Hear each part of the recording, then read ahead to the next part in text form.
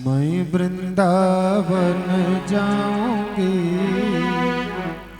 चाहे मारो या राखो।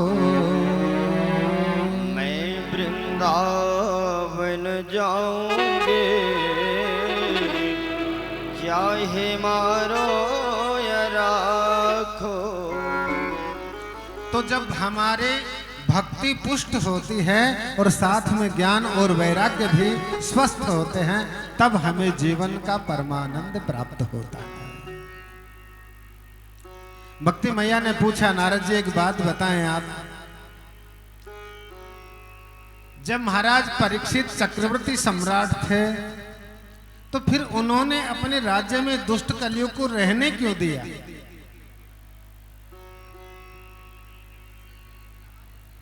नारद जी कहते हैं, कलियुग चाहे कितना ही दुष्ट, लेकिन उसमें एक गुण है और उसी गुण पर महाराज परीक्षित रीझ गए। बाकी सतयुग, त्रेता, द्वापर, इन युगों में हजारों हजारों वर्ष तक, लाखों लाखों वर्ष तक, कई कई जन्मों तक भक्ति करने पर भी भगवान की प्राप्ति हो जाए, इसकी कोई गारंटी नहीं। लेकिन कलयुग में यह विशेषता है कि कलयुग केवल नाम आधारा, कलयुग केवल नाम आधारा। सुमेरे सुमेरे नर उतरा ही पारा, सुमेरे सुमेरे नर उतरा ही पारा। कलयुग केवल हर गुण गाहा, कलयुग केवल हरि गुण गाहा। गावत नर पावे भवथा, गावै नर पावहि भवथा। इसलिए मैं वृंदावन जाऊंगी, चाहे मारो या राखो। मैं वृंदावन जाऊंगी, चाहे मारो या राखो। चाहे मारो या राखो। चाहे मारो या राखो। कलयुग केवल नाम आधारा, सुमेरे सुमेरे उतरा ही नर पारा। इस कलयुग की एक विशेषता है कि केवल नाम की नौका में बैठ करके ये मनुष्य संसार सागर को पार कर सकता है, केवल नाम की नौका में बैठकर। और इस कलयुग में जो नाम है वही वैष्णवों का धन है। नाम जप ही वैष्णवों का धन है। वैष्णव लोग केवल नाम जप करके और अपने जीवन को इस भवाटवी से अलग कर लेते हैं, पार कर लेते हैं। इसलिए हे भक्ति मैया, आपको इस संसार को छोड़ करके, वृंदावन को छोड़ करके कहीं जाने की जरूरत नहीं है। अरे आप तो ऐसे हैं कि आपके रहते हुए प्रत्येक जीव परमानंद को प्राप्त करता है। फिर मैंने कहा ना कि जिस कृष्ण ने द्रौपदी का चीर बचाया, जिस कृष्ण ने अपने भक्तों की लाज बचाई, हरनंदी का भात भरा, स कृष्णा क्वापि नौ गता, वह कृष्ण कहीं गया नहीं है, तुम चिंता मत करो देवी। जयति जगत माया यस्य काया धवस्ते, जयत जगत माया यस्य काया धवस्ते। वचन रचन में तो केवलम चाकलय, ध्रुव पदम पिया तो यत् कृपा तो ध्रुवोऽयं, सकल कुशल पात्र ब्रह्मपुत्र नतास्मि। नारद जी की बातों को सुनकर के भक्ति मैया को बहुत संतोष हुआ। हे नारद जी, आप धन्य हैं, आपने मेरे संशय को बहुत हद तक दूर कर दिया। आपके वचनों को मान करके गर्भ में भी कयाधु नंदन ध्रुव प्रहलाद जी महाराज इस संसार में आकर के और सबको भक्ति रस प्रदान करके सबके जीवन को तार दिया। 5 वर्ष की आयु में आपके वचनों का आश्रय मानकर बालक ध्रुव ने भगवान को प्राप्त कर लिया। ध्रुव पदमपि यातो यत् कृपातो ध्रुवोयम्। जब ध्रुव जी को 5 वर्ष की आयु में भगवान प्राप्त हो गए, प्रहलाद जी ने सभी के जीवन को सुधार दिया, यहां तक कि अपने पिता की भी जो दुष्ट प्रवृत्ति के थे उनको भी वैकुंठ की प्राप्ति करा दी। इसलिए हे नारद जी, मुझे आपके वचनों पर अब विश्वास है। हे ब्रह्मपुत्र, हे नारद जी, मैं आपके चरणों में प्रणाम करती हूं। बस आप कृपा करें, मेरे पुत्रों का बुढ़ापा दूर हो जाए। नारद जी ने कहा, तुम चिंता मत करो, तुम्हारे आने बुलाने पर तो भगवान नीच से नीच के घर पे भी आहूत हो जाते हैं। आपके बुलाने से तो रैदास के कठोता में भी भगवती गंगा महारानी प्रकट हो जाती हैं। आप चिंता मत करो, आपका दुख जरूर दूर होगा। और नारद जी ने वेद वेदांगों का पाठ करना शुरू कर दिया। सारे धीरे धीरे करके सारे वेद वेदांग उपनिषद सुना दिए, लेकिन ज्ञान वैराग्य को कोई फर्क नहीं पड़ा। अब तो गीता पाठ बार बार सुनाना प्रारंभ कर दिया। गीता पाठैर मुहुर्मुहु, बार बार गीता पाठ सुनाना प्रारंभ किया। तब जाकर के ज्ञान वैराग्य को थोड़ी सी चेतना आई, थोड़े से उठे, इधर उधर देखे और फिर वापस अचेतन अवस्था में पहुंचे। अब तो नारद जी महाराज एकदम घबराए, झंझोड़ करके जगाने लगे। ज्ञानम प्रबुद्धताम शीघ्रम रही वैराग्यम प्रबुद्धताम। अरे ज्ञान उठो, अरे वैराग्य उठो। लेकिन थोड़े से आंखें खोलते हैं और फिर गिर जाते हैं। नारद जी महाराज ने मन में सोचा, मेरे तो पॉकेट में जितनी चटनी चूरन था वो सब मैंने चटा दिया। वेद वेदांग सुना दिए, उपनिषद सुना दिए, गीता पाठ बार बार सुना दिया, अब क्या करूं, समझ में नहीं आता। तब आकाश से आकाशवाणी हुई, व्योमवाणी तदेव भू मारि से खिद्यतामिति उद्यम सफलस्तेया न भविष्यति संशय। आकाशवाणी ने आकाश से निर्देश दिया, नारद जी आप चिंता मत करो, उदास मत हो, तुम्हें सफलता अवश्य मिलेगी। नारद जी ने पूछा, देवता ये तो बताओ मैं करूं क्या? तब आकाशवाणी ने कहा, एतदर्थम तु सत्कर्मा सुरर से त्वं समाचर। नारद जी आप सत्कर्म करो। नारद जी कहने लगे, इतने वेद पाठ सुना दिए, वेदांग सुना दिए, उपनिषद सुना दिए, गीता पाठ बार बार सुना दिया, क्या ये सत्कर्म नहीं था? और जब ये सत्कर्म नहीं है तो वो सत्कर्म क्या है ये बताओ। अब नारद आकाशवाणी इतना कह करके अंतर ध्यान हो गई, कोई संत तुम्हें इस बारे में बताएगा। सत्कर्म कौन बताएगा? कोई संत भगवान तुम्हें बताएगा। अब नारद जी महाराज सोचे किसी संत का नाम ही बता देते तो किसी से पूछता जा करके, अब वो कौन संत होगा, कहां मिलेगा। अब रास्ते में नारद जी तो नारायण नारायण करते हुए अपना भटक रहे हैं, घूम रहे हैं। जो भी कोई संत मिले उन्हीं से पूछते हैं, सत्कर्म क्या है भाई बताओगे। अब इतने बड़े नारद जी और छोटे छोटे संतों से प्रश्न करें। छोटे छोटे संत तो बेचारे, अरे महाराज अब आप इतने बड़े संत को पता नहीं, आप हमें क्या पूछ रहे हैं, हम क्या बताएंगे, हम तो छोटे मोटे संत हैं। अब कई अपने आप को बहुत सिद्ध संत समझते थे, उनके सामने जब नारद जी गए तो उन्होंने सोचा कि अब क्या बताएंगे, सो मौन धारण कर लिया। नारद जी जैसे ही जाकर के उनसे पूछते हैं महाराज सत्कर्म क्या है जरा बताएंगे, तो इशारा कर रहे हैं महाराज आजकल हमने मौन धारण कर रखा है। मूकी भूतास तथान्य तो कियन तस्तु पलायिता।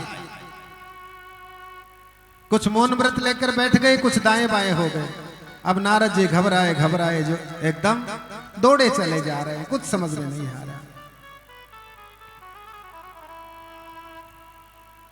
तब सनकादिक मुनियों के पास पहुंचे। अब सनकादिक मुनि कहते हैं नारद जी इतनी सी छोटी सी बात के लिए आप जैसा दिव्य संत उदास हो गया।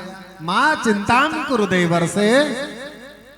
अरे नारद जी आप चिंता मत करो, हर से चित्तम समावा, प्रसन्नता मन में लाओ। उपाय सुख साध्योत्र वर्तते पूर्व एवहि। आपने सारे उपाय कर लिए, लेकिन हम आपको उपाय बताएं। आप चिंता मत करो, आपके दुख का भी नाश होगा, भक्ति महारानी के कष्ट की भी निवृत्ति होगी और ज्ञान और वैराग्य भी स्वस्थ हो जाएंगे। बोले महाराज जल्दी बताओ फिर तो क्या करना है मुझे। तब सनकादिक मुनि कहने लगे श्रीमद् भागवतालाप सतो गीता सुकादि भी। नारद जी जो शुकाचार्य आदि महर्षियों ने गाया है ऐसे श्रीमद् भागवत का पारायण आप कराएं तो निश्चित रूप से ज्ञान और वैराग्य का बुढ़ापा भी दूर होगा, भक्ति के कष्ट की निवृत्ति भी होगी और आपके चित्त का संशय भी समाप्त हो जाएगा। अब तो नारद जी कहने लगे महाराज एक बात बताओ, जब मैंने इतने वेद पढ़ दिए, वेदांग पढ़ दिए, उपनिषद पढ़ दिए, सब कुछ सुना दिया, बार बार गीता पाठ सुना दिया, फिर भी जब इससे कुछ नहीं हुआ तो श्रीमद् भागवत से भला क्या हो जाएगा। सनकादिक मुनि बोले नारद जी सुनो, कोई आम का मीठा फल खाने वाला ये कहे कि जब आम इतना मीठा है तो ये जिस पेड़ से लगता है वो पेड़ कितना मीठा होगा। तो आम के फल को छोड़ करके अगर कोई पेड़ को खाने लगे तो जो फल जो स्वाद आम के फल में आता है वो पेड़ में आएगा क्या। टहनी को चबाने से, पत्ते को चबाने से, तने को चबाने से वो स्वाद आएगा जो आम में आता है। क्यों? लगता तो वो पेड़ से ही है। नारद जी घी में पूरी सेकी जाती है, लेकिन घी तो दूध से बनता है। अब पूरी तल रहे हैं और तलते तलते घी खत्म हो गया, कोई कहे भाई एक डब्बा दूध का डाल लो, दूध से ही तो घी बनता है, तो क्या दूध से पूरी सिक जाएगी। इसी प्रकार से ये सारे शास्त्र आपने अलग अलग सुना दिए, लेकिन श्रीमद् भागवत जो है उसमें सारे शास्त्रों का सार है। जिस प्रकार से चीनी गन्ने से बनती है, लेकिन अगर चीनी को छोड़कर हम गन्ने से बालूशाही बनाने लगे तो बन जाएगी क्या? नहीं बनेगी। इसलिए सारे शास्त्रों का सार जिस शास्त्र में है वो है श्रीमद् भागवत। और श्रीमद् भागवत के सुनाने से निश्चित रूप से ज्ञान वैराग्य का बुढ़ापा भी दूर होगा, भक्ति मैया के कष्ट की भी निवृत्ति होगी, आपके मन का संशय भी दूर होगा। नारद जी कहने लगे क्या गारंटी है?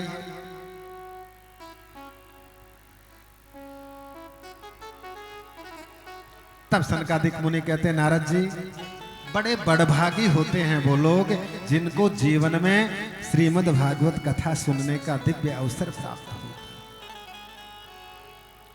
भाग्योदयेन बहुजन्म समर्जितेन सत्संगमं च लभते पुरुषो यदा वै।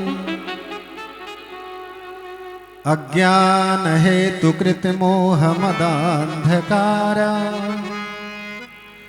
नाशं विद्धि ढायहि तदा दयते विवेक।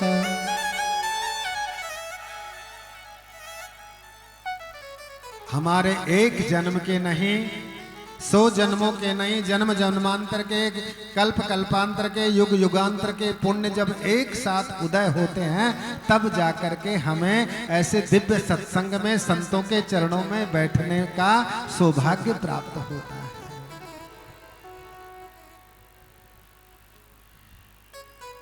मान के चलिए कि भगवान की बड़ी दिव्य कृपा आज हम पर हुई है, जो हमें ऐसे संतों के धाम में बैठने का सुअवसर प्राप्त हुआ है। क्यों? क्योंकि बिनु सत्संग विवेक न होई। बिनु सत्संग विवेक न होई। बिनु सत्संग विवेक न होई। बिनु सत्संग विवेक न होई। राम कृपा सुलभन सोई। राम कृपा बिनु सुलभ न सोई। बिनु सत्संग विवेक न होई। बिनु सत्संग विवेक न होई। आवत एहि सर अति कठिनाई।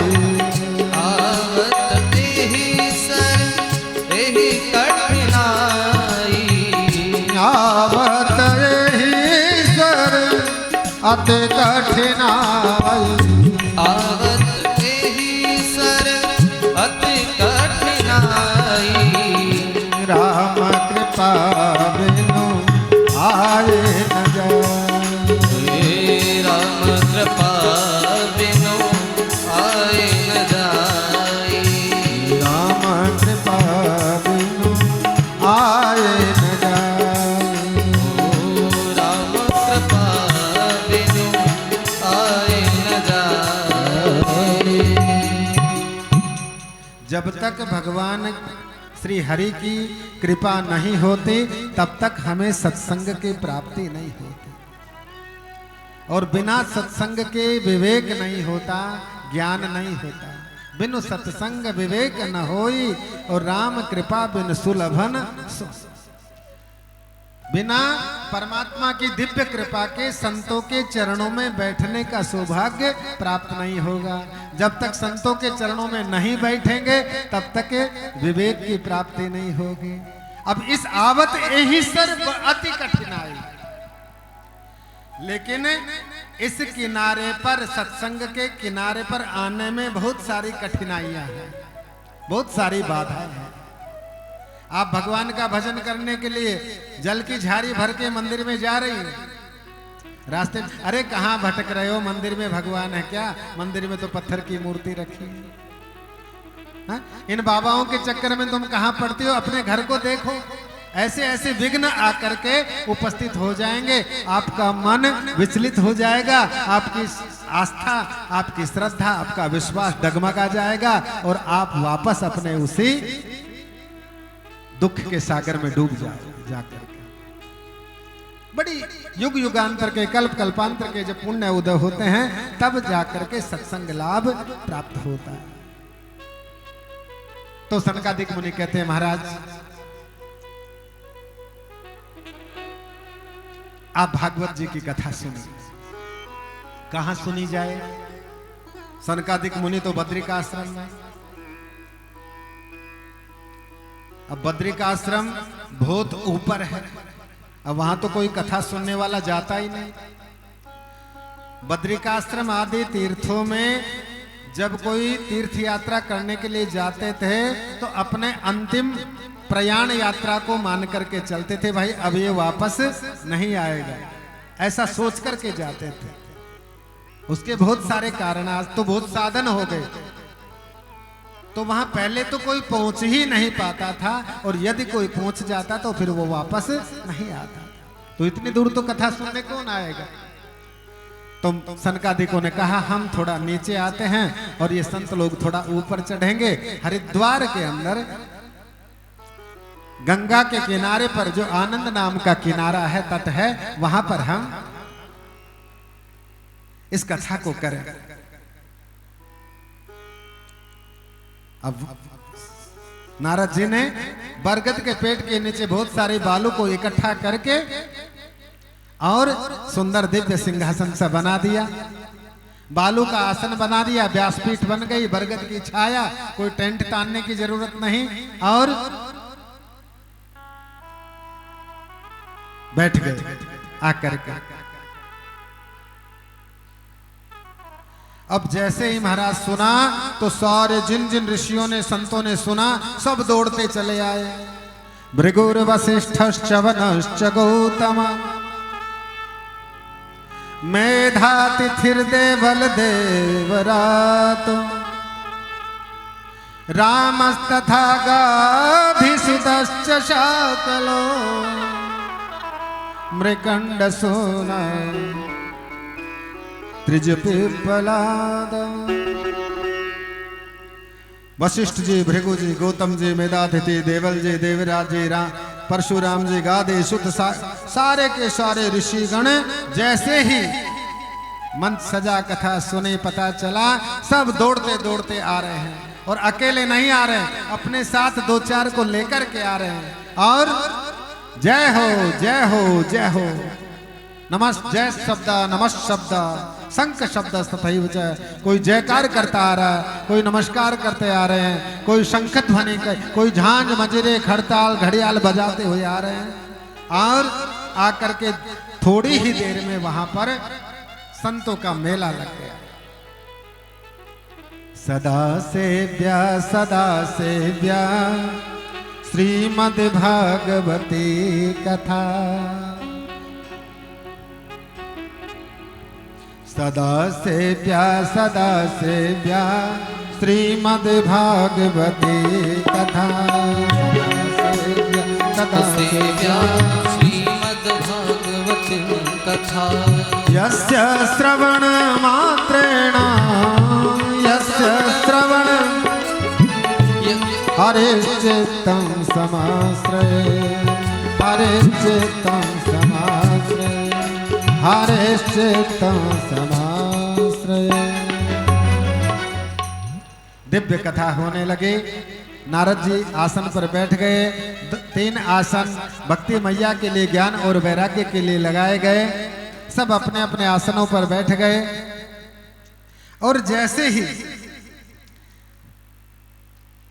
बोलिए भागवत भगवान की जयकार शब्द गूंजा, और वो नारायण जो टेढ़ी टांग वाला है, वो आप भक्तों के हृदय पटल पे आकर के चिपक गए।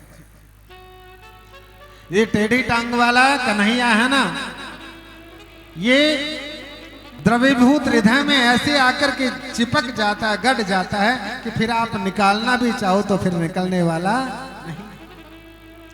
जिस दिन आपने मन में सोचा कि हमें भागवत जी की कल मंगल कलश यात्रा में शामिल होना है, उसी दिन आकर के कन्हैया आपके हृदय में बैठ गए। अब आप चाहो तो भी वो निकल नहीं सकते। सनकादिक मुनि कथा सुना रहे हैं और सारे ऋषिगण ताली बजा बजा कर, नाच नाच करके, झूम झूम करके और कीर्तन कर रहे हैं। नारायण नारायण नारायण, श्रीमन् नारायण नारायण नारायण, नारायण नारायण नारायण, श्रीमन् नारायण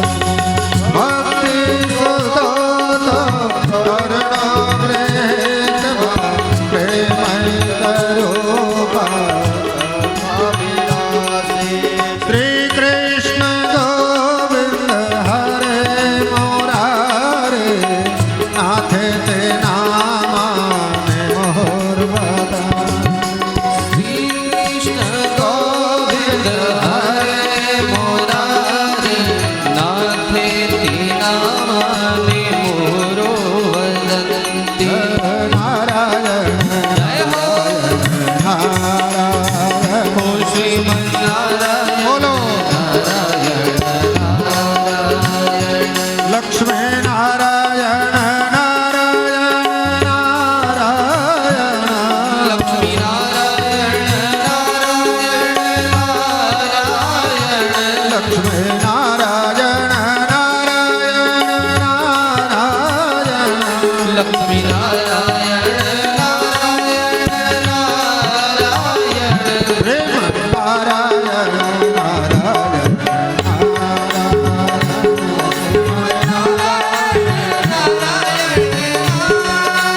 ओ नारायण नारायण नारायण ओ श्रीमन्नारायण नारायण भजो नारायण नारायण ओ भजो नारायण नारायण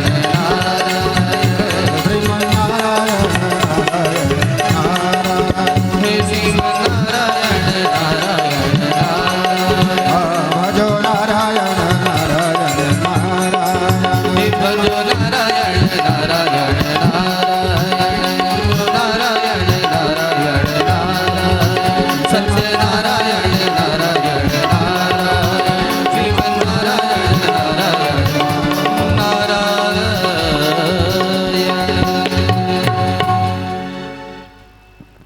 जैसे ही संकीर्तन हुआ और अपने दोनों पुत्रों के साथ भक्ति महारानी वहां पर प्रकट हो गई। अहम प्रतिष्ठामि, नारद जी मैं कहां बैठूं, मेरा स्थान कौन सा है। सनकादिकों ने कहा हे देवी आपके लिए तो इस संसार में बहुत बड़ा स्थान है। जहां जहां पर आपके भक्त लोग बैठ करके भगवान की कथा सुने उन सबों के हृदय में जाकर के आप निवास करें। सकल भुवन मध्ये निर्धनस्ते अपि धन्या निवसतिर्धितेषां श्रीहरेर्भक्तिरेखा हरिरपि निजलोकं सर्वथा तो विहाय प्रविशतिर्धितेषां भक्तिसूत्रोपनद्ध प्रविशतिर्धितेषां भक्तिसूत्रोपनद्ध।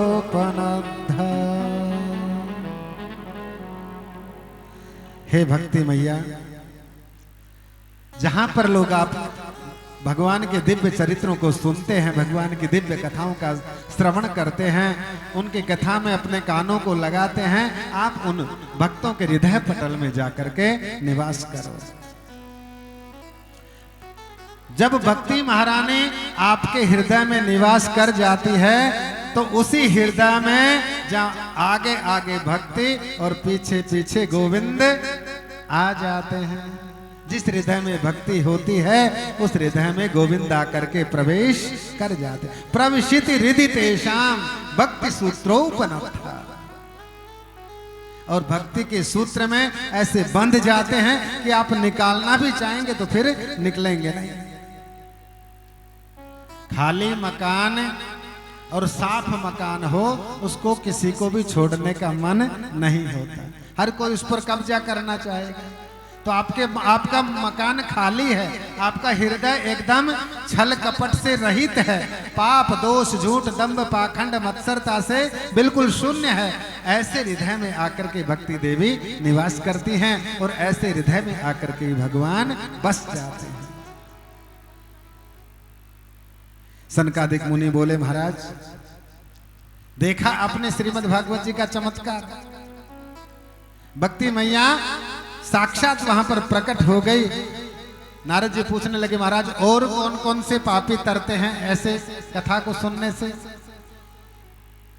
के विशुद्धंति वदंति मह्यम। और कौन कौन से पापी शुद्ध हो जाते हैं, तर जाते हैं, ये आप हमें बताएं। सनकादिक बोले कौन कौन से पापी तर जाते हैं? ये कोई प्रश्न है आपका? नारद जी बोले तो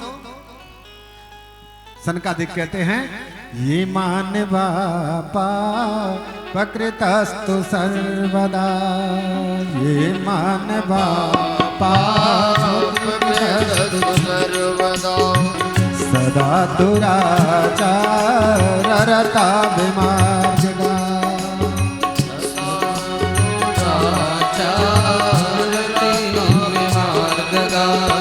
क्रोधाग्निदग्धा कुटिलाश्च कामिना,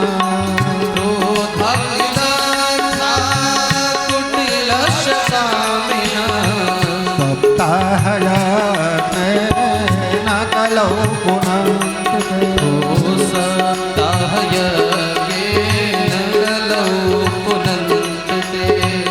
सप्ताहयज्ञेन कलौ पुनन्ते।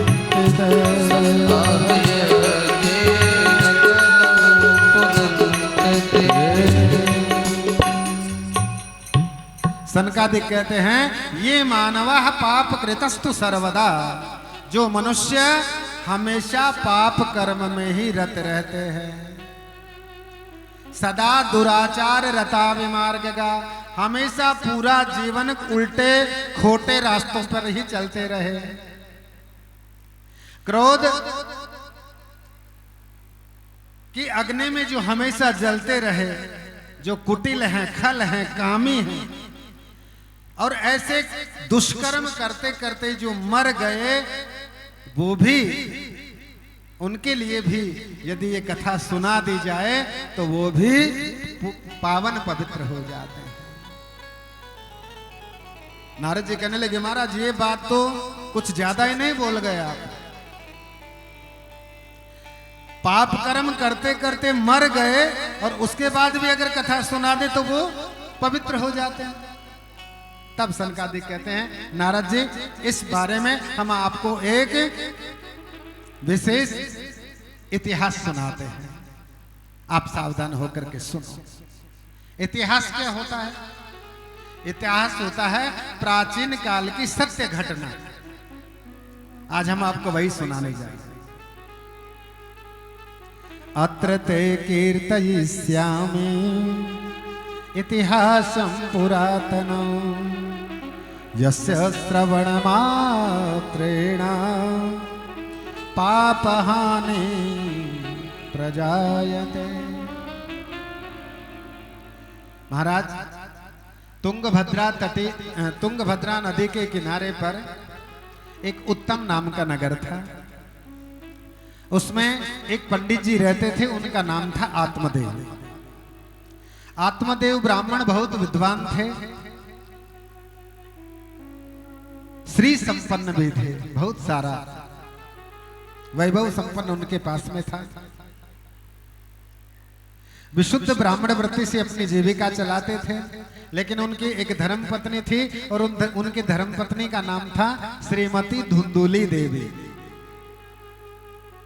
आत्मदेव पंडित जी की पत्नी का नाम था श्रीमती धुंधुली देवी। अब जैसे पंडित जी ठीक उनके विपरीत उनकी पंडितानी। कैसे लक्षण थे उनके? लोक वार्ता रता क्रूरा प्रायशो बहुजल्पिका, शूरा च गृहकृत्येषु कृपणा कलह प्रिया।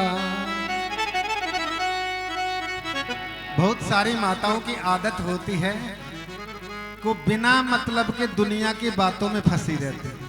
उनका अपना कोई मतलब नहीं, उनका कुछ भला होने वाला भी नहीं, लेकिन उन बातों में फंसी रहती है।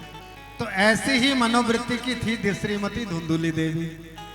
लोक वार्ता रता, बोलती तो ऐसे बोलती किसी से मानो मुख से अग्नि के अंगारे निकल रहे। क्रूरा, क्रूर स्वभाव, बहुत भोजन करती थी, शूरवीरा थी, डरती नहीं थी किसी से। अपने गृह के कार्य कर लेती थी, बहुत कंजूस भी थी, लेकिन कलेश पसंद था, कलह प्रिया। जब तक 2-4 से मुंड माथा न फोड़ लें तब तक उनका भोजन नहीं बचता था। भयंकर झगड़ालू प्रवृत्ति की थी। अब पंडित जी के साथ में आनंद से उनका समय व्यतीत हो रहा था, लेकिन पंडित जी को एक ही कष्ट था, सब बात की मौज थी घर में, लेकिन कहते हैं जहां चने नहीं वहां दांत, और जहां दांत नहीं वहां पर चने। बहुत सारी संपदा थी पंडित जी के पास में, लेकिन उस संपदा को भोगने वाली कोई संतान नहीं थी।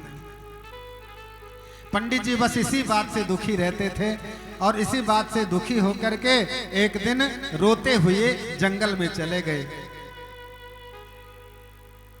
इस जीवन से तो मर जाना अच्छा है, मरने का विचार मन में लेकर के वो ब्राह्मण देवता जंगल में चले गए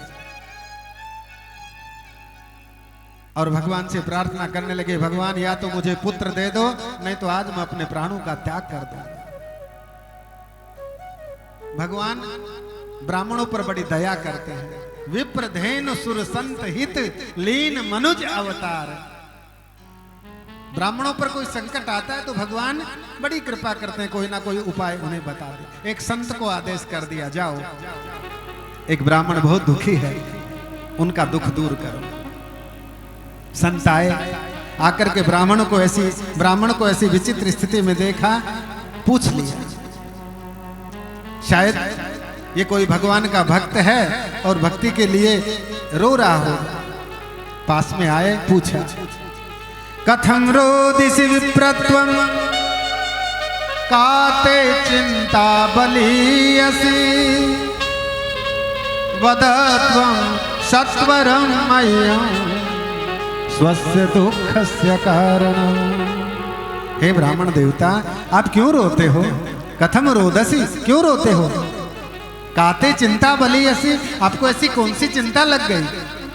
वदत्वं सत्वरं मह्यं, आप अपने दुख का कारण मुझे शीघ्र बताओ, क्या बात है?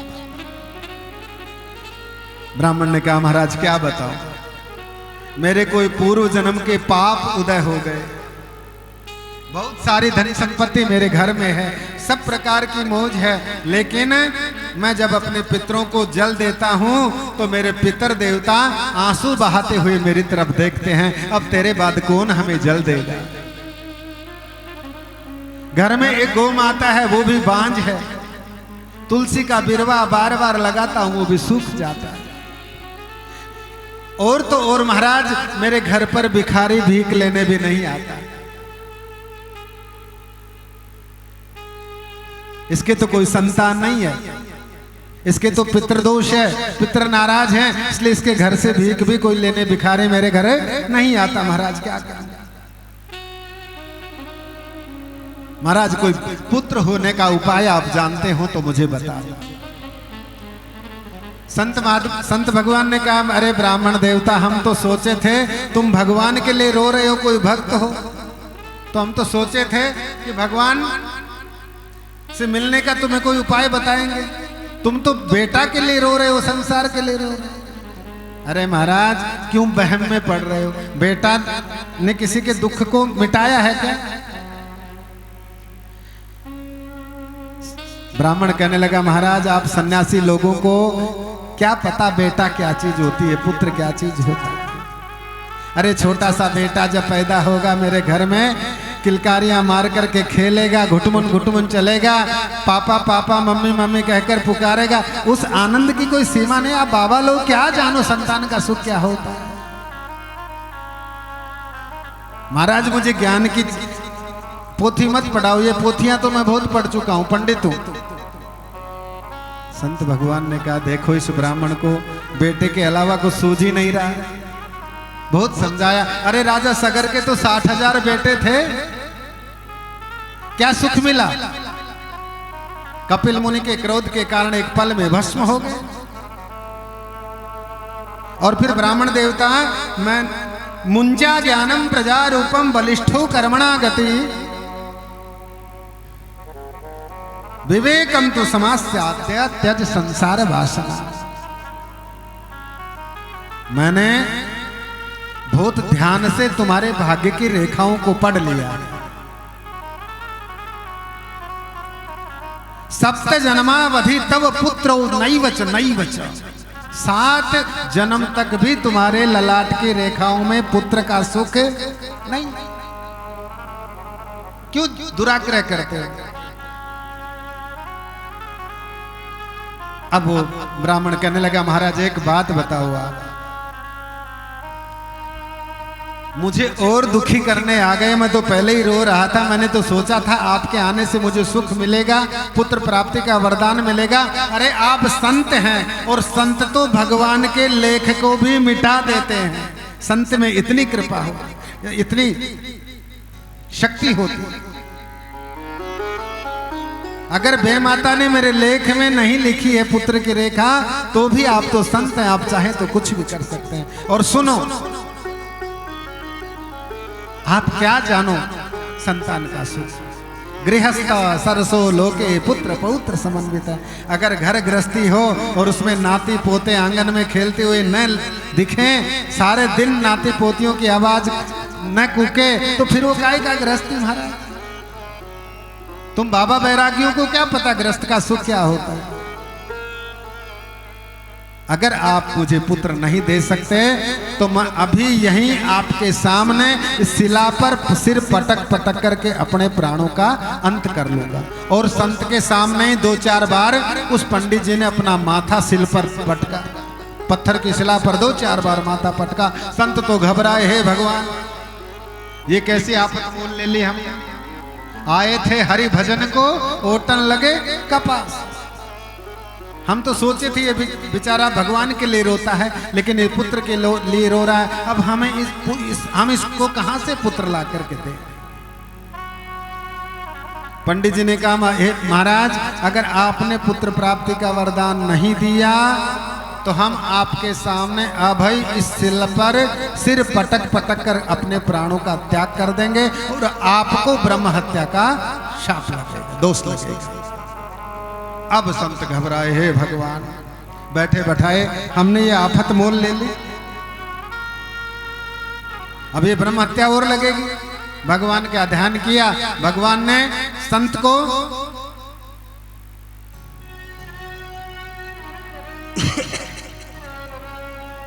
आदेश किया कि इसकी चिंता का निवारण करो। झोले में से बाबा जी ने एक फल निकाला और उस संत को दे दिया। तुम नहीं मानते हो तो चलो ये फल लो, अपनी पत्नी को खिला देना, तुम्हारे पुत्र हो जाएगा। 2-4 नियम थे वो बता दिया। दूध का पान करेगी, जमीन पर सोएंगी और कुछ नहीं करेंगी, फालतू वार्तालाप किसी से नहीं करेंगे, झगड़ा कलेश नहीं करेंगे, भगवान का भजन करेंगे। ऐसा ध्यान 2-4 नियम बता दिए, ये फल खिला देना। इदम भक्षय पत्न्यातम ततः पुत्रो भविष्य, ये फल ले जाकर के खिला देना, जाओ तुम्हारे बेटा हो जाएगा। अब तो ब्राह्मण देवता बड़े प्रसन्न हुए, फल लेकर के तुरंत झोले में डाला और दौड़ते दौड़ते घर आए। अरे भगवान सुनती हो, दौड़ करके बाहर आए। क्या हुआ? आज हमारे भगवान ने सुन, आज हमारे कई जन्मों के जो पाप समाप्त हो गए। अरे महाराज हुआ क्या ये तो बताओ। बोले तुम जल्दी से ये फल खा लो, हमारे यहाँ संतान हो जाएगी, संत का प्रसाद है। अब फल तो ले लिया, लेकिन अब विचार करने लगी कि खाऊं कि नहीं खाऊं। कहीं फल खाने से भी बच्चे होते हैं, पुत्र होता है। कई कुतर्क करने लगे। और अगर मैंने मान लो फल खा लिया और संत का वचन सच्चा भी हो गया तो बालक तो 9 महीने बाद होगा, और 9 महीने में जब मैं गर्भवती हो जाऊंगी तो गृह कार्यं कथम भवे, घर के कार्य कैसे होंगे, कौन करेगा। अपनी बराबर की सखी सहेलियों से चर्चा करने लगे। सखियों ने कहा, रे बहन जरा जब संत ने दिया है तो खा ले, अगर फायदा न भी होगा तो फल है, नुकसान क्या करेगा। अरे खा तो लूंगी बहना, लेकिन जब मेरे गर्भ रह जाएगा और मेरी ननद को बुलाना पड़ेगा 2-4 महीने पहले। और ननद आएगी घर में तो ननद तो महाचोटी होती है, मैं तो कुछ कर नहीं सकूंगी, मेरा सारवा माल मत्ता लेकर के चली जाएगी। सखियों ने कहा रे बहन, ननद कोई चोटी नहीं होती, तुम्हारे भले के लिए आते हैं, तुम्हारी सेवा करेगी, जो हाथ से दोगी वो लेकर के चली जाएगी, वो हमेशा तुम्हारा कल्याण सोचती है। अच्छा चलो कोई बात नहीं, अगर मान लो घर में आग लग गई अथवा चोर आ गए, हाँ? तो सब लोग तो भाग जाएंगे। दैवात घाटी ब्रजेत गामे पलायत भक्षणी पलायत गर्भिणी कथम। जब घर में आग लग जाए, गांव में आग लग जाए, सब लोग तो भाग जाएंगे, अब मैं गर्भवती कहां से भाग करके जाऊंगी? नाना मुझे फल नहीं खाना। और फिर मैंने सुना है कि गर्भ में बच्चे का लालन पालन करने में और गर्भ के बाद भी लालन पालन करने में बहुत सारे कष्ट उठाने पड़ते हैं। खुद गीले में सोकर के बालक को सूखे में सुलाना पड़ता है। लालने पालने दुखम प्रस्तुता याश्च वर्तते। लालन पालन में बहुत दुख होता है। और तो और मैंने सुना है कथा में, पंडित जी कथा सुनाते हैं, तो मैंने सुना है कि सुखदेव जी जब गर्भ में गए माके में तो 12 वर्ष तक आए ही नहीं। तो बहन अगर मेरा बालक 2-4 वर्ष भी रह गया तो मैं तो मर जाऊंगा, हाँ? क्या पता। एवं कुतर्क योगे न तत्फलम नैव भक्षति। इतने कुतर्क करके अंत में उसने यही निश्चय लिया और उसने फल नहीं खाया। संत का दिया हुआ प्रसाद उसने नहीं खाया। पतिदेव शाम को लौटकर घर आया, पूछा देवी फल खा लिया? धुंधुले ने झूठ बोल करके पंडित जी को संतुष्ट करने के लिए कहा, हाँ महाराज खा लिया, तभी खा लिया। दूसरे दिन उसकी छोटी बहन मिलने के लिए आ गई। अब बहन से सारी चर्चा कर दी।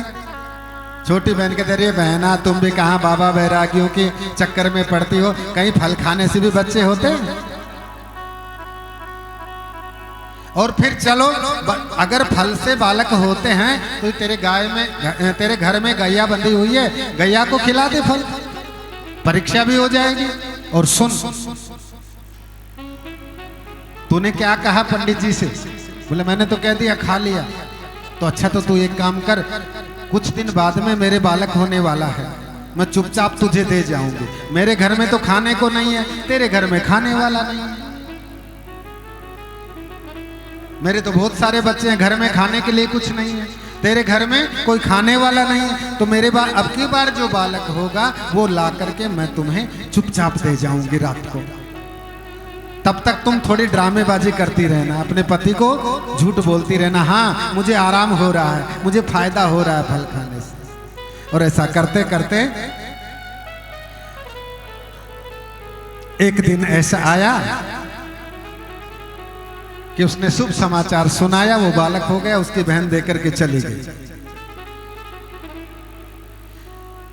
पंडित जी को शुभ समाचार सुनाया, महाराज मुझे बालक हो गया, पुत्र हो गया। अब तो पंडित जी की तो खुशी का ठिकाना नहीं। भाग्योदयो धुना जाता आत्मदेवस्य पश्यता धेन्वा बाला प्रतुस्तस्तो देवरूपी कौतुक। पंडित जी के भाग्य देखो, उधर घर में बालक आया, उधर जिस गौ माता को फल खिलाया था उस गौ माता ने भी एक सुंदर बालक को जन्म दिया। सर्वांग सुंदर बालक, बस कान उसके गाय के और पूरा मनुष्य का शरीर, कान गाय के। या तो एक भी पुत्र नहीं था, आज 2-2 हो गए। पंडित जी के भाग खुल गए। कियत्कालेन तौ जातो तरुणो तनया बुभो गोकर्णः पंडिता ज्ञानी धुंधुकारे महाखल। अब जब नामकरण संस्कार की बात आई तो पंडित जी ने कहा मेरा नाम आत्मदेव है, मैं अपने बालक का नाम रखूंगा परमात्मा देव। पंडितानी बोली, वाह महाराज, 9 महीने पेट में मैंने रखा और नाम आप रख देंगे, इसका नाम तो मैं रखूंगी। पंडित जी बोले, अच्छा भगवान तुम रख लो, क्या रखना, क्या नाम रखोगी? तो धुंधली देवी बोलती है, मेरा नाम धुंधुली और मेरा बेटा होगा धुंधुकारी। पंडित जी महाराज ने कहा, कोई नहीं, जैसी आपकी खुशी। अब पंडित जी ने गोकर्ण का नाम रखा। गाय के कर्ण जैसा स्वरूप है जिसका, वह गोकर्ण। तो पंडित जी ने उस बालक का नाम गोकर्ण रख दिया। कालांतर में धीरे धीरे दोनों बड़े होने लगे, लेकिन दोनों में अब पंडित जी से गलती क्या हुई? सबसे पहली बात तो माँ बापों को ये ध्यान रखना चाहिए कि जिनको एक संतान होती है उसके बिगड़ने के चांस सबसे ज्यादा होते हैं। जिनको एक संतान होती है उसके बिगड़ने के अवसर सबसे ज्यादा होते हैं। इसलिए माता पिता को सावधान रहना चाहिए, अपने संतान को अच्छे संस्कार देने चाहिए। कहते हैं कि माता शत्रु पिता वैरी ये न बालो न पाठित। जो माँ बाप अपने संतान को अच्छे संस्कार नहीं देते वह उसके सबसे बड़े शत्रु होते, सबसे बड़े दुश्मन होते माँ बाप। इसलिए अपने संतान को अच्छे संस्कार दें। पंडित जी से भी यही गलती हुई। पंडित जी अपने पुत्र को अच्छे संस्कार नहीं दे पाए। तो गोकर्ण पंडितो ज्ञानी, गोकर्ण जी तो महान पंडित और ज्ञानी हुए, और धुंधुकारी महाखला, धुंधुकारी बहुत दुष्ट हुआ। सत असत का उसमें विवेक नहीं, आचार विचार नहीं, खान पान का विचार नहीं, जो मिला जैसा मिला, जिसका मिला जहां का मिला खा लिया। अब जैसा खाओ अन्न और वैसा ही हो मन। इसलिए अन्न को खाते समय बहुत सावधानी रखनी चाहिए। जिसको मिला जहां से मिला जैसा मिला नहीं खाना चाहिए। लेकिन अब तो लोगों की मति ही ऐसी बन गई कि कैसे भी मिले, किसी का भी मिले, बस खा लो। कुछ लोग तो पैदा ही इसलिए होते हैं कि दूसरों का खाएं और मर जाएं। जैसा अन्न खाएंगे वैसा ही मन की गति होगी। इसलिए अन्न को बहुत शुद्धता पूर्वक खाना चाहिए। अन्न के संस्कार देखिए आप, अन्न साक्षात ब्रह्म है, नारायण है, भगवान है। अन्न अन्न खेत में से पैदा होता है, फिर बड़ा होता है, उसको हम काट करके लाते हैं, बाली छांटते हैं, कूटते हैं, वाप दाना निकालते हैं, ला करके घर पे धोते हैं, धो करके सुखाते हैं, फिर पीसते हैं, फिर छानते हैं, फिर बढ़िया से गूंथते हैं। जब तक बढ़िया से गूंथेगा नहीं तब भी अच्छी रोटी नहीं बनेगी। बढ़िया से गूंथ करके बढ़िया से पकाते हैं, तब जाकर के फिर उसमें घी चुपड़ के ठाकुर जी को भोग लगा करके और फिर वो प्रसाद पाने के योग्य होता। इतने संस्कार जब अन्न के होते हैं, उस अन्न को जब हम खाते हैं तो हमारे अंदर संस्कार जागृत होते हैं। अब जैसा मिला, जिसका मिला, पता नहीं किसका अन्न कैसा है, किस मन से उसने दिया है, तो वह जैसा खाएंगे वैसा मन होगा। धुंधुकारी दुष्ट हो गया। अब तो ऐसा हो गया महाराज, जुआ खेलने लगा, चोरी करने लगा। जुए में हार गया तो घर के जितना भी घर का सामान था ले जाकर बेचने लगा। अब तो पंडित जी महाराज एकदम घबराए, उनको चिंता हुई। अब फिर रोने लगे। एक दिन किस लिए रो रहे थे कि मुझे बेटा नहीं है, मुझे बेटा चाहिए। आज इसलिए रो रहे हैं कि मुझे बेटा ये क्यों हो गया, ऐसा बेटा क्यों हो गया। घर का सब सामान ले जा करके बेचने लगा। अब मैं कहां जाऊं, कहां बैठूं, किसको अपनी व्यथा सुनाऊं। आज पंडित जी बहुत दुखी हो गए और उस धुंधुकारी ने अपने पिता को ऐसी डांट लगाई। जब वो पंडित जी ने कहा, बेटा ये गलत बात है, ऐसे रास्तों पर मत चला करो। धुंधुकारी बोला, चुप रहो, तुम्हें नहीं पता, बीच में मत टोका करो। हम जो करते हैं ठीक करते हैं। तुम बूढ़े हो गए हो, तुम्हारी बुद्धि सठिया गई है। बहुत दुखी हुए पंडित जी। अब आज मन में किया कि से तो प्राणास त्यजामि दुखेन, आज मैं जाकर के अपने प्राण त्याग दूंगा। एक दिन पहले प्राण त्यागने गए थे जब बेटा नहीं था, आज फिर प्राण त्यागने के लिए जा रहे हैं जब बेटा हो गया। तो संतान को ऐसे संस्कार दें कि बुढ़ापे में इस तरह की नौबत न आए, मोह में न फंसे। पिताजी को बहुत दुखी देखते हैं तो गोकर्ण जी महाराज पंडित जी को, आत्मदेव जी को पिताजी कह करके पुकारते हैं। पास में आए, कहने लगे पिताजी बहुत दिन से देख रहा हूं, 2-4-6 महीने हो गए आप बहुत उदास रहते हैं, आपको कोई चिंता सता रही है, क्या बात है, क्यों परेशान है? पंडित जी ने कहा बेटा क्या बताऊं, ये तेरा भाई इतना दुष्ट हो गया कि इसने तो मेरा जीना हराम कर दिया, अब मैं क्या करूं, कहां जाऊं? गोकर्ण जी कहते हैं मरना किसी समस्या का समाधान नहीं, तो क्या करूं? इस दुनिया में एक भी व्यक्ति पिताजी ऐसा नहीं है जो पूर्ण रूप से अपनी छाती पर हाथ रख करके ये कह दे कि मैं सर्व सुखी हूं, कोई भी नहीं। कोई तन दुखी, कोई मन दुखी, कोई धन बिन रहत उदास, थोड़े थोड़े सब दुखी, सुखी राम के दास। कोई बहुत धन होने से दुखी है, ज्यादा धन होने से चिंता में है, कोई खाने वाला नहीं, कोई बिना धन के दुखी है। कोई संतान से दुखी है, कोई संतान के बिना दुखी है। कोई तन दुखी, कोई मन दुखी, कोई धन बिन रहत उदास, थोड़े थोड़े सब दुखी, सुखी राम के दास। जो भगवान के चरणों में अपने मन को लगा करके रहते हैं ना, वही सुखी है, बाकी यहाँ सब दुखी। और दुखी इसलिए अपने दुख से कम दुखी है, दूसरे के सुख को देख करके ज्यादा दुखी है। दीन कहे धनवान सुखी,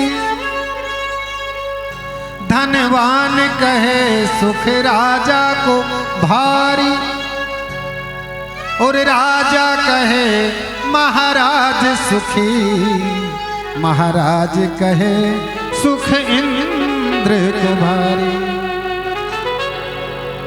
इंद्र कहे चतुरानन को सुख, और ब्रह्मा कहे सुख विष्णु को भारी, पर तुलसीदास विचार कहे, हरि भजन बिना सब जीव दुखारी, हरि भजन बिना सब जीव दुखारे।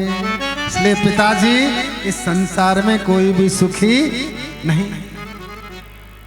दुखालयम अशाश्वतम संसार, ये संसार दुखालय है, अशाश्वत है, नाश होने वाला है।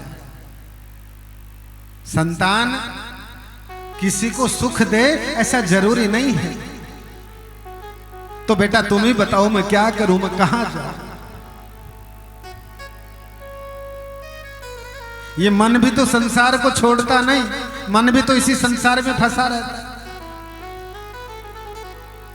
बुढ़े दादा की खाट जब पौड़ी में डाल दी जाती है और कुत्ते की तरह उसको टुकड़ा दिया जाने लगता है, तब भी उसका मन वैराग्य लेने को नहीं करता, संन्यास लेने को नहीं करता, फिर भी वहीं पर कुत्ते की तरह दुम हिलाता रहता है। ये मोह ऐसा होता है। बेटा संसार से मन हटता तो नहीं, मैं क्या करूं?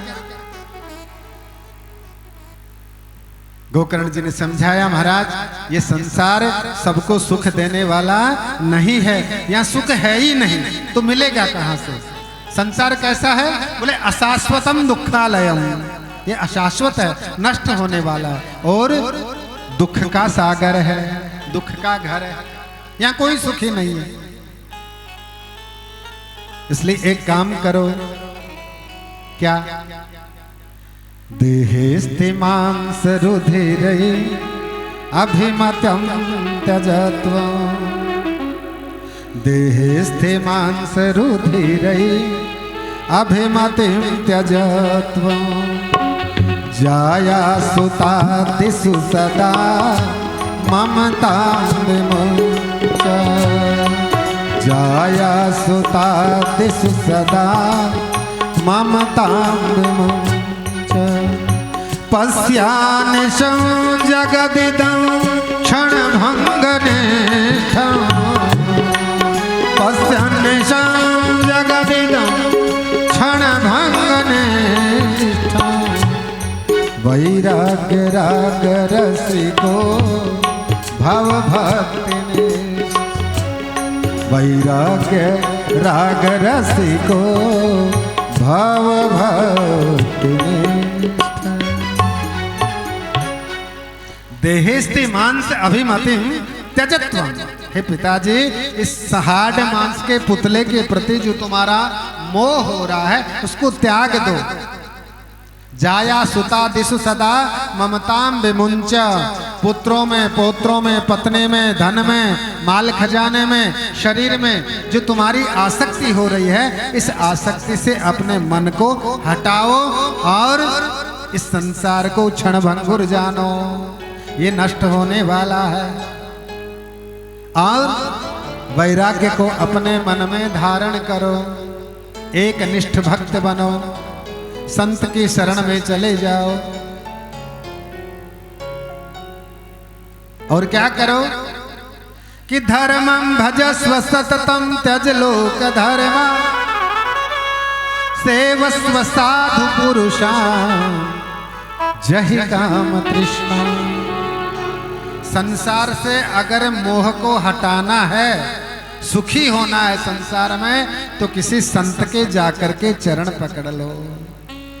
वो संत आपके अंतर मन में जो अज्ञान की ग्रंथियां हैं उन सब ग्रंथियों को खोल देंगे।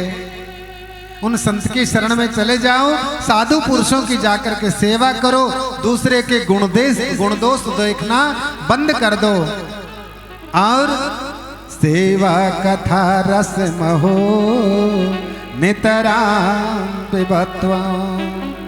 भगवान के दिव्य दिव्य कथाओं का पान आप पान करना शुरू कर दो।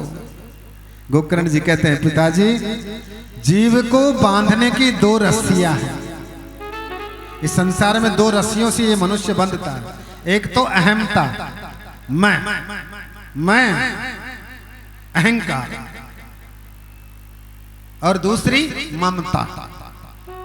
ये संसार प्रेम करने के लिए है, सेवा करने के लिए है, फंसने के लिए नहीं। पुत्र भगवान ने आपको दिया है तो उसे भगवान का प्रसाद मानो और उससे प्रेम करो, उसमें फंसो मत, ममता मत पालो।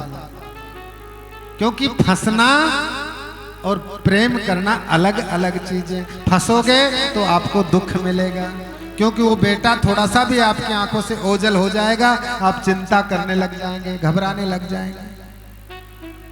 जब तो कहा कि जननी जनक बंधु सुत दारा तनु धनु भवन सुहृद परिवारा। ये 10 चीजें हैं जो इस संसार में हमें सुख और दुख की अनुभूति कराती हैं, हमें संसार में रहने का आभास कराती हैं। जननी माँ, जनक पिता, बंधु भाई, सुत बेटा, दारा मानी पति या पत्नी, तन ये शरीर, धन हमारी दौलत, भवन मकान, सुहृद ये रिश्तेदार और अपना परिवार, माता पिता भाई बेटा पति पत्नी, हैं, धन दौलत, ये सब जो है संसार में बांधने वाली चीजें हैं। तो इन सब चीजों को बांधने से, इन सब चीजों में फंसने से जीव दुखी होता है। इसलिए गोकर्ण जी महाराज कहते हैं, पिताजी आप इस मोह की ग्रंथि से बाहर निकलो और भगवान का भजन करो। आज बेटे की, क्योंकि समय ऐसे करते करते निकल जाएगा और हम हाथ मलते रह जाएंगे।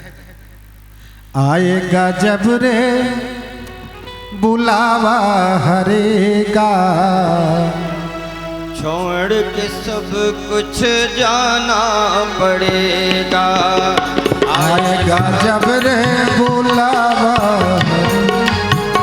छोड़ के सब कुछ जाना पड़ेगा। आएगा जब रे बुलावा पड़ेगा, छोड़ के सब कुछ जाना पड़ेगा। छोड़ के सब कुछ जाना पड़ेगा, छोड़ के सब कुछ जाना पड़ेगा। इसलिए पिताजी इस मोह के ममता से बाहर निकलो और सेवस्व साधु पुरुषान, साधु पुरुषों की सेवा में अपने मन को लगाओ। जंगल में जाकर के भजन करो, आनंद आ जाएगा। धर्मम भजस्व सततम त्यज लोक धर्मा। संसार के जो धर्म तुमने धारण करके कर रखे हैं उनको त्याग दो और भगवान का भजन करो। मन के काम तृष्णाओं का त्याग करो, संतों के चरण में अपने मन को लगाओ, वो तुम्हें कल्याण का मार्ग बता दे। कहने लगे गोकर्ण जी, अरे संतन के संग लाग रे तेरी अच्छी बनेगी। संतन के संग लाग रे तेरी अच्छी बनेगी। संतन के संग लाग रे तेरी अच्छी बनेगी। संतन के संग लाग रे तेरी अच्छी बनेगी। अच्छी बनेगी तेरी बिगड़ी बनेगी। ओ अच्छी बनेगी तेरी बिगड़ी बनेगी। अच्छी बनेगी तेरी किस्मत जगेगी। अच्छी बनेगी तेरी किस्मत जगेगी। संतन के संग लाग रे तेरी अच्छी बनेगी। संतन के संग लाग रे तेरी अच्छी बनेगी।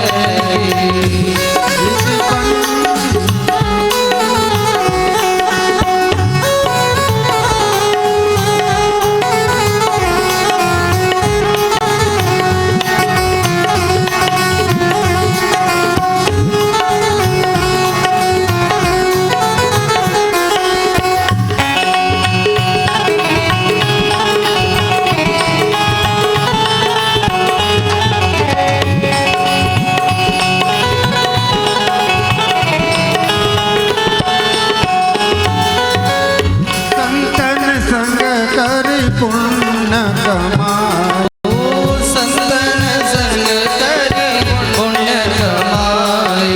पुण्य कमाए, पुण्य कमाए। पुण्य कमाई प्यारे पुण्य कमाई।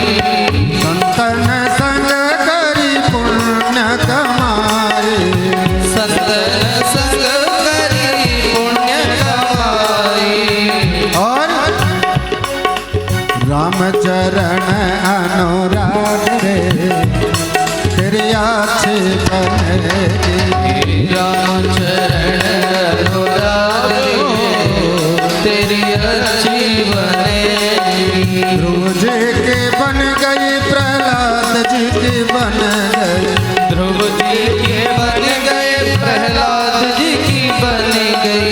ध्रुव जी के बन गई, प्रहलाद जी की बन गई।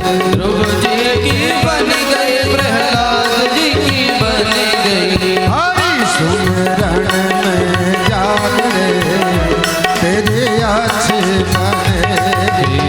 हरि सुमिरन में लाग रे तेरी अच्छी बनेगी। संतन के संग लाग रे तेरी अच्छी बनेगी। ओ संतन के संग लाग रे तेरी अच्छी बनेगी। कागा से तो है हंस करेंगे। कागा से तो हंस करेंगे। कागा से तो है हंस करेंगे। कागा से तो ही हंस करेंगे। और मिट जाए और के दाग रे तेरी अच्छी बनेगी। मिट जाए और के दाग रे तेरी अच्छी बनेगी। एक हंस का बच्चा उड़ता उड़ता कीचड़ में गिर पड़ा। कीचड़ में सन गया। जब बाहर निकला तो बहुत सारा कौवों का झुंड था। अपने को कौवों के बराबर समझ लिया, मैं भी काला ये भी काले, मैं इनके समाज का ही हूँ। और उनके साथ रहने लगा, खाने पीने लगा, बड़ा हो गया, उन्हीं के जैसा हो गया हंस का बच्चा। उन्हीं कौवों के झुंड में उड़ रहा था एक दिन, और हंस ने देखा तो पहचान लिया, अरे तू तो मेरा है, तू यहाँ कहाँ फंस गया? हाँ? तो उड़ते हुए उस हंस ने पकड़ा और लेकर के दिव्य सरोवर में डुबकी लगाई और उसका सारा कीचड़ साफ हो गया। तो संत भगवान की जब हम शरण ग्रहण करते हैं संतों की, तो हमारे जो अज्ञान का कीचड़ भरा हुआ है मन में, उस अज्ञान के कीचड़ को साफ कर देते हैं। देख तू तो ये है, तू वो नहीं था, तू ये है। इसलिए कागा से तो है हंस करेंगे, कागा से तो है हंस करेंगे। और मिट जाए और के दाग रे तेरे अच्छी बनेगी।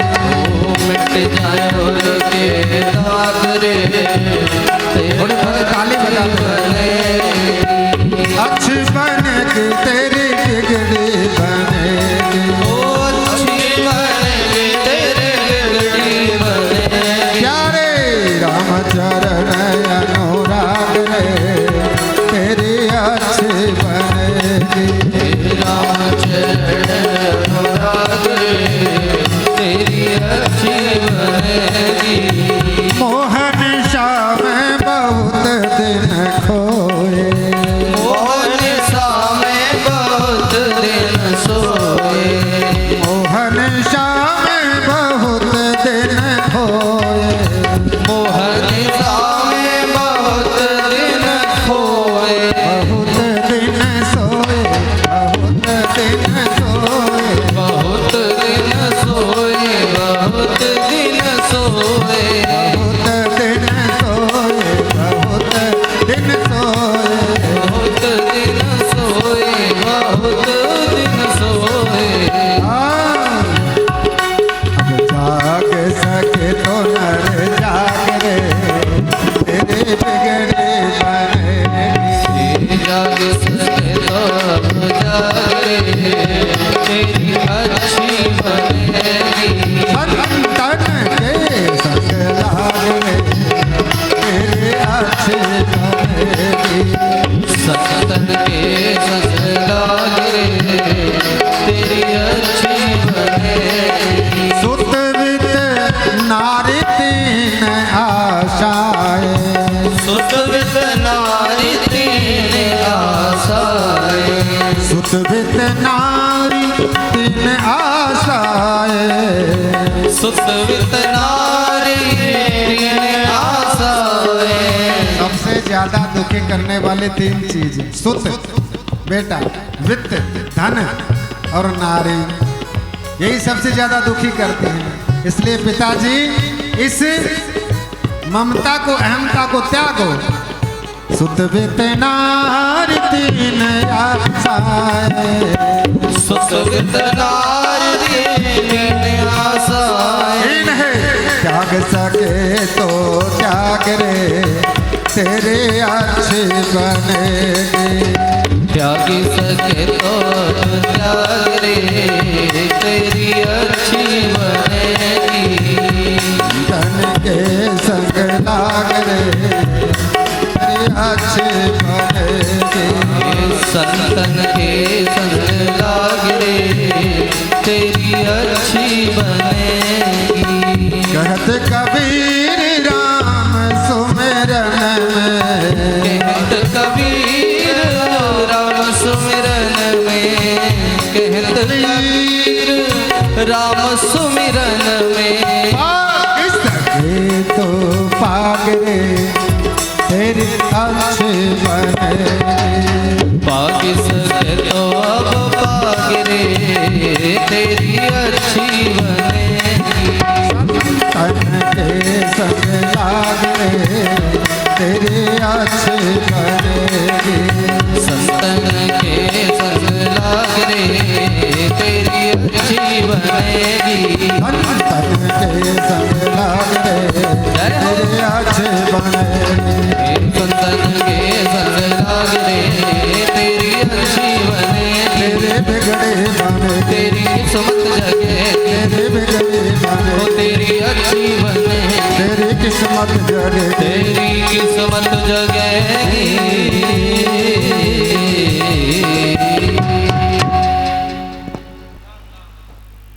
धर्मं भजस्व सततं त्यज लोक धर्मा, सेवस्व साधु पुरुषा जहि काम तृष्णा। गोकर्ण जी कहते हैं पिताजी, संसार की वासनाओं का त्याग करके इस वन में जाकर के भजन करो, अपने पुत्र की बात मान करके। और आत्मदेव जी जंगल में जाते हैं, जंगल में जा करके भागवत जी के 10वें स्कंद का पाठ करके और अंत में भगवान के धाम को प्राप्त होते हैं। पीछे से धुंधुकारी ने माँ को दुखी करना शुरू कर दिया।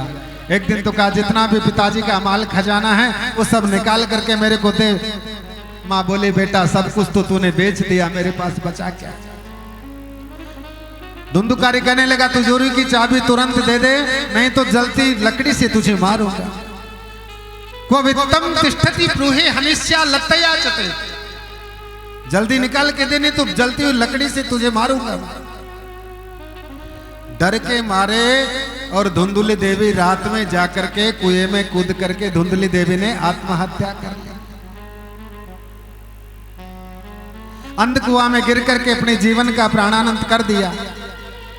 विचार कीजिए, ये कथा आत्मदेव की नहीं है, एक पंडित जी की कथा नहीं है, ये कथा हम सब लोगों की है। अगर हम अपनी संतान को अच्छे संस्कार नहीं दे सकते तो हमारी दशा आत्मदेव और धुंधली जैसी होने वाली है। सावधान हो जाएं। दुनिया की चकाचौंध में, पाश्चात्य चकाचौंध में अपने बच्चों को बिगड़ने से बचाने का जतन करें। अच्छे संस्कार दें, अपने साथ मंदिर ले जाया करें, अपने साथ सत्संग में ले जाया करें, अपने साथ संतों के चरणों में 2 पल बैठने का उनका अभ्यास कराया करें। ये नहीं है। अब देखिए, माता पिता को सबसे ज्यादा चिंता क्या होती है कि हमारा बेटा कहीं बाबा न बन जाए। सबसे ज्यादा एक ही टेंशन, राजनेता बन जाए, नेता बन जाए, चोर बन जाए, जुआरी बन जाए, डाकू बन जाए। इस बात की इतनी चिंता नहीं है जितने की बाबा न बन जाए। हा? अपने बच्चों को अच्छे संस्कार देना चाहिए और अच्छे संस्कार देंगे तो पंडित जी जैसी दशा नहीं होगी। अब माता जी भी चली गई, 5 मिनट में आरती करेंगे, 5 मिनट में आरती करेंगे। आप बैठो, ओनली 5 मिनट में, 5 मिनट में आरती हो। माता जी भी चली गई। अब तो धुंधुकारी ने 5 वेश्याओं को लाकर के घर में रख लिया। ये 5 वेश्याएं कौन है? काम, क्रोध, मद, लोभ, मोह, झूठ, दंभ, पाखंड। 5 वेश्याओं को लाकर के रख लिया। अब उनके लिए चोरी ज्यादा करने लगा। एक दिन राजा का धन चुरा के ले आया। वेश्याओं ने देखा ये तो एक दिन पकड़ा जाएगा, हमने बहुत सारा धन तो कमा लिया, अब ये पकड़ा जाएगा तो हमारा भी नाम लेगा, तो हमें भी जेल की हवा खानी पड़ेगी। रात में धुंधुकारी को बांध करके मुंह में जलते हुए अंगारे ठोस करके जला करके मार दिया। वहीं मकान में खड्डा खोद करके दबा दिया और सारे माल को लेकर के चंपत हो गई। उधर गोकर्ण जी को जब पता चला कि धुंधुकारी मारा गया तो गया जी में उसके नाम का गया श्राद्ध कर दिया, पिंडदान कर दिया। लेकिन धुंधुकारी की मोक्ष नहीं हुई। आए तो मन में विचार किया कि चलो गांव चलता हूं। अपने पुराने मकान में आ गई, थोड़ी सी जगह साफ करके और लेट गए। देखते हैं तो कभी भैंसा दिखाई देता, कभी बकरा दिखाई देता, कभी भूत दिखाई देता, कभी क्या दिखाई देता है। धुंधुकारी गोकर्ण जी ने जल अभिमंत्रित किया और फेंका तो धुंधुकारी खड़ा हो गया। पूछा भाई कौन हो तुम? तो कहने लगा अहम भ्राता त्वदीस्यो धुंधुकारी नामतः। महाराज मैं आपका भाई धुंधुकारी हूं। स्वकीय नैव कर्मेणा ब्रह्मत्वं नाशितं मया। अपने किए हुए कर्मों के कारण मेरा ब्रह्मत्व समाप्त हो गया, मैं प्रेत योनि को प्राप्त हो गया हूँ। भाई आप मेरी रक्षा करें, मुझे इस प्रेत योनि से बचाएं। बहुत सारे उपाय मन में विचार किए, लेकिन धुंधुकारी की गति का कोई उपाय नहीं सूझा। तो अपने आराध्य देव भगवान सूर्य देव को प्रणाम किया। सूर्य देव ने गोकर्ण जी को आदेश किया तुम इनके लिए श्रीमद् भागवत की कथा का आयोजन करो, इन्हें कराओ। और आज गोकर्ण जी ने आषाढ़ के महीने में श्रीमद् भागवत का पारायण सुनाया। 7 दिन की कथा हुई। एक बांस 7 ग्रंथि का लगा हुआ था। उस बांस की ग्रंथि में वो हवा रूपी धुंधुकारी का प्रेत आकर के बैठ गया। रोज की कथा में एक ग्रंथि फटती गई। 7 दिन की कथा में बांस की 7 गांठें फट गई और उस गांठ में से बांस में से निकल कर दिव्य रूप धारण करके धुंधुकारी का प्रेत भगवान का दिव्य पार्षद बन गया। बोलिए भक्तवत्सल भगवान की जय। ऐसा भगवान की कथा का दिव्य चमत्कार है। आगे की कथा हम कल करेंगे। और इस प्रकार से जब कथा सुना रहे थे तो सारे संत महात्माओं ने अपने अपने साधन संभाल लिए।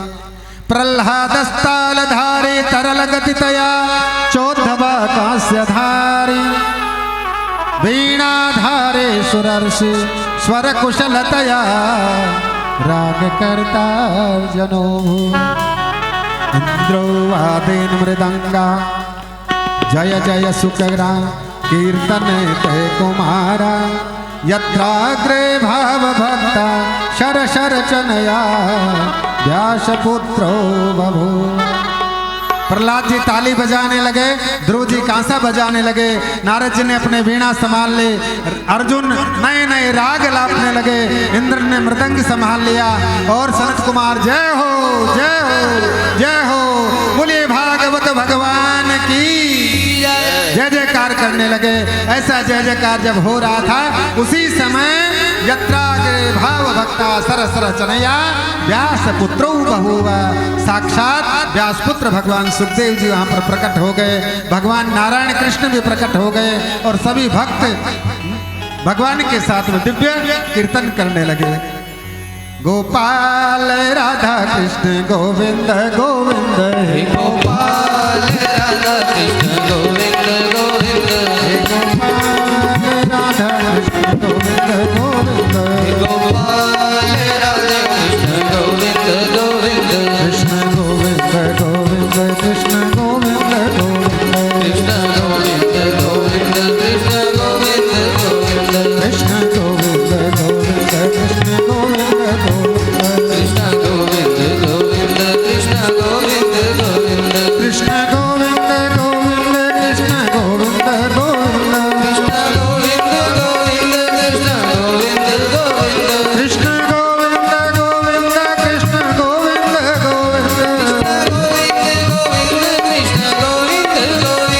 कृष्ण गोविंद गोविंद कृष्ण गोविंद गोविंद कृष्ण गोविंद गोविंद कृष्ण गोविंद गोविंद कृष्ण गोविंद गोविंद कृष्ण गोविंद गोविंद गोपाल राधा कृष्ण गोविंद गोविंद हे गोपाल राधा कृष्ण गोविंद गोविंद हे गोपाल राधा कृष्ण गोविंद गोविंद हे गोपाल राधा कृष्ण गोविंद गोविंद हे गोपाल राधा कृष्ण गोविंद गोविंद हे गोपाल राधा कृष्ण गोविंद गोविंद हे गोपाल राधा कृष्ण गोविंद गोविंद हे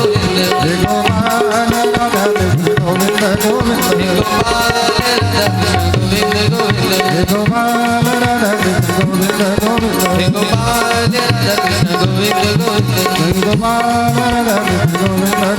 गोपाल राधा कृष्ण गोविंद गोविंद हे गोपाल राधा कृष्ण गोविंद हे गोपाल राधा कृष्ण गोविंद गोविंद हे गोपाल राधा कृष्ण गोविंद।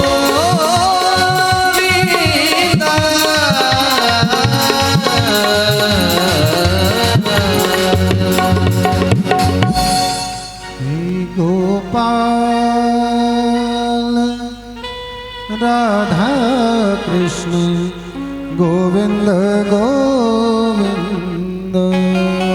सभी लोग खड़े हो जाएं। बोले भागवत भगवान की जय। सभी खड़े होकर के भागवत जी की आरती कहेंगे। संपूज्य श्री भागवत भगवान की है आरती। पापियों को पाप से है तारती। श्री भागवत भगवान की है आरती। पापियों को पाप से तारती। भागवत भगवान की है आरती। पापियों को पाप से है तारती। श्री भागवत भगवान की है आरती। पापियों को पाप से है तारती। ये अमर ग्रंथ ये मुक्ति पंथ ये पंचम वेद निराला नव ज्योति जगाने वाला। ये अमर ग्रंथ ये मुक्ति पंथ ये पंचम वेद निराला नव ज्योति जगाने वाला। ये अमर ग्रंथ ये मुक्ति पंथ ये पंचम वेद निराला नव ज्योति जगाने वाला।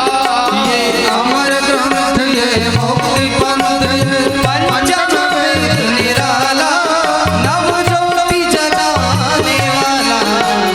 नाम यही हरि धाम यही हरि नाम यही हरि धाम यही हरि नाम यही हरि धाम यही हरि नाम यही हरि धाम यही। जग के मंगल की आरती। पापियों को पाप से है तारती। श्री भागवत भगवान की है आरती। पापियों को पाप से है तारती। ये शांति गीत पावन पुनीत पापों को मिटाने वाला है हरि दर्श कराने वाला है। ये संत गीत पावन पुनीत पापों को मिटाने वाला है हरि दर्श कराने वाला है। ये शांति गीत पावन पुनीत पापों को मिटाने वाला है हरि दर्श कराने वाला है। ये संत गीत पावन पुनीत पापों को मिटाने वाला है हरि दर्श कराने वाला है। ये सुख करणी है ये सुख करनी ये दुख हरणी। ये दुख हरणी ये सुख करनी ये दुख हरणी। मधुसूदन की यार से पापियों को पाप से है तारती। श्री भागवत भगवान की है आरती। पापियों को पाप से है तारती। ये मधुर बोल सतबंध बोल सन्मार्ग दिखाने वाला है बिगड़ी को बनाने वाला है। ये मधुर बोल जगबंद बोल मार्ग बताने वाला है बिगड़ी को बनाने वाला है। बिगड़ी को बनाने वाला है मोहन से मिलाने वाला है। बिगड़ी को बनाने वाला है वाला है। श्री राम यही घनश्याम यही श्री राम यही घनश्याम यही। श्री राम यही घनश्याम यही श्री राम यही घनश्याम यही। प्रभु की महिमा की आरती। पापियों को पाप से है तारती। श्री भागवत भगवान की है आरती। पापियों को पाप से है तारती। भागवत भगवान की है आरती। पापियों को पाप से है तारती। श्री भागवत भगवान की है आरती। पापियों को पाप से है तारती। कर्मोदयम करुणावतारम संसार सारम भुजगे नेत्रहारं सावधन्तं हृदयादयन्ते भवं भवानी सहितं नमामि दारुमाला कुलिदारकाये कमारमाला तुदेहयाये नाये जगदम्बराये नमदेवाये नमदे हरे राम राम राम हरे हरे हरे कृष्णा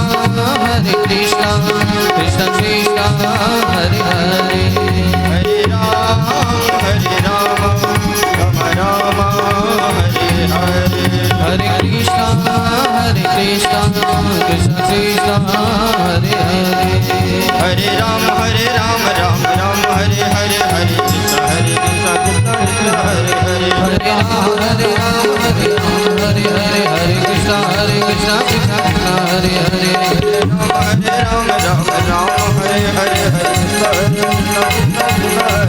हरे राम राम हरे हरे हरे कृष्णा कृष्ण कृष्ण हरे हरे हरे राम राम राम हरे हरे हरे कृष्णा कृष्ण कृष्ण हरे हरे हरे राम राम राम हरे हरे हरे कृष्ण हरे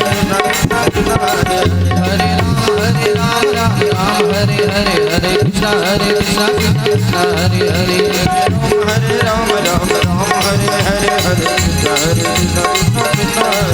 हरे राम राम हरे हरे हरे कृष्णा कृष्ण हरे हरे हरे कृष्ण हरे हरे हरे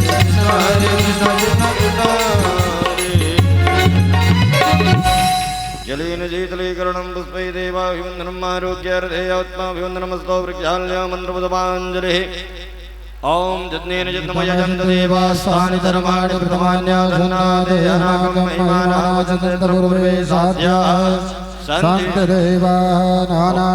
पुष्पाणि यदाकालोद्भवानि च पुष्पाञ्जलिर्मया दत्ता गृहाण परमेश्वर मन्त्रपुष्पाञ्जलिं समर्पयामि श्रीपुराणपुरुषोत्तमाय नमः बोलिए वृंदावन बिहारी लाल की जय।